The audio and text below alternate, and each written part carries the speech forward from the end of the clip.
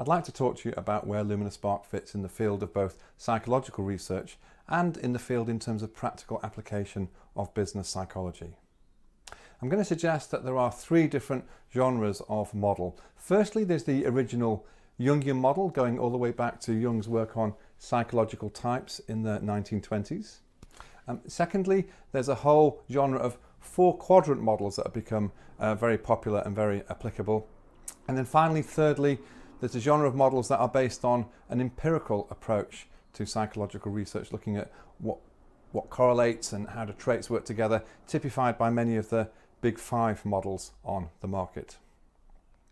Now, Lumina Spark psychometrically is in the empirical Big Five camp. That is to say, the model is constructed based on factor analysis, and the layout of the model is based on how different scales correlate.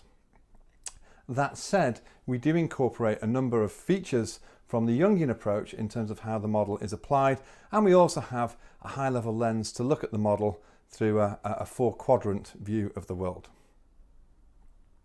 So the Jungian model originally identified 8 types: extroverted thinking, extroverted intuition, extroverted feeling, introverted feeling, and extroverted sensing, and introverted sensing. That's essentially what Jung identified in his original work. And there have been a number of attempts to directly model that Jungian approach.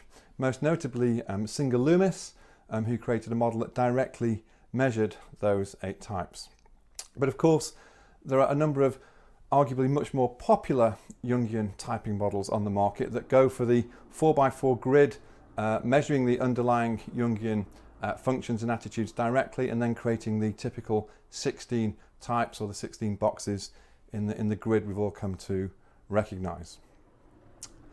As we'll see in a moment, the 4-quadrant models on the market, such as the DISC model, such as the social styles model, and the Clarity 4D model, and the Hermann brain dominance model, just to name a few. A number of these do have what I call a Jungian overlay or a Jungian retrofit. So that's to say that you can use some of Jung's concepts to look at these 4-quadrant models as well. Now, the Big Five goes all the way back in time to the work of Cattell and the 16PF, but the people that have really made the Big Five popular are, of course, Costa and McCree with the NEO. And Lumina Spark is essentially based on a fairly comprehensive review of much of the research in the field. However, we differ from some of the Big Five models in a number of key ways. And the first is, instead of measuring one end of the polarity, such as measuring extroversion, we of course in Lumina Spark measure extroversion and introversion. And instead of with the Big Five measuring, say, agreeableness, with the opposite being disagreeableness sort of inferred, if you're 80% agreeable, you're 20% disagreeable, we of course measure both separately, and we choose to call them people-focused and outcome-focused. So you can see here a map of how the Lumina Spark model relates to the Big Five model. And the word ocean is typically used to describe the Big Five model. O, open to experience, that's big picture thinking, but of course we also measure down to earth as well. The C is conscientiousness, we call that discipline driven, but we also directly and independently measure inspiration driven, the opposite as well. Extroversion, well, we measure introversion equally too. Then we have agreeableness, and we measure outcome focus, people focus. The N in the Ocean model stands for neuroticism, and in the core version of Spark, as displayed on the mandala, we don't display anything to do with neuroticism. There are 2 things that we do though. One is we talk about the concept of how you might overextend, how you might do too much of a good thing, and we find this is a much easier concept for people to grasp and own up to than using the terminology of neuroticism. So you'll find the ideas of overextension central to the Lumina Spark model. Let's have a look now at how things correlate with the Jungian model. You can see on the mandala the Jungian terminology overlaid.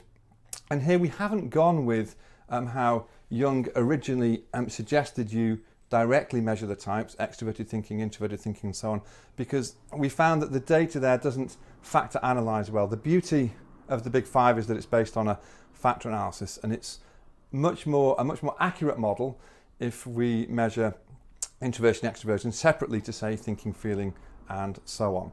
So if we crack out those Jungian factors and display them around the mandala, you can see directly how things correlate. Also interesting is how 4-quadrant models map to the Lumina Spark model. And I'm going to start by looking at one called Clarity 4D, which is a 4-quadrant model that has a Jungian view of the world.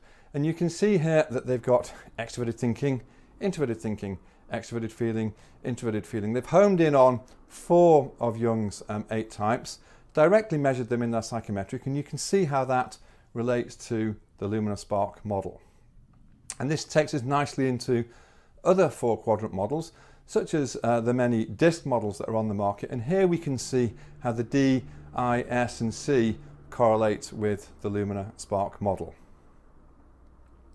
Well, we've adopted this approach of measuring things fundamentally in Big Five terms because that's the most accurate model on the market. Yet, you can probably see that some of these 4-quadrant approaches are very good in terms of making the model memorable and sticky, which is why Spark has a 4-color, high-level view of it. And you can also get the idea that the Jungian model, though maybe not as empirically accurate, has great benefit and merit in terms of how people practically apply it. So the Jungian idea of individuation, the Jungian idea of shadow and needing to look at your shadow and some of your blind spots, we fully embrace those in how we apply Spark. The psychodynamic concept of projection is also fundamentally built into Spark and how it's applied. But the Jungian concept that we don't use is the one that unfortunately hasn't stood the test of time, and that's of the core concept of typing itself. So our research has found that basically people are not fundamentally introverted or extroverted. They tend to be a blend, and typically the data is normally distributed. If types really were true, you would have a whole group of people that were extroverted and then not so many people in the middle, just the confused ones, and then a whole group of people that were introverted. But of course we don't get that. We get a beautiful normal distribution. So we reject the Jungian idea of typing, but use the what I call the best of Jung in Lumina Spark. Well, I hope that has orientated you to where Lumina Spark fits in the field compared to these 3 genres, the Big Five or empirical genre, the Jungian approach, and also the 4-quadrant typing approach.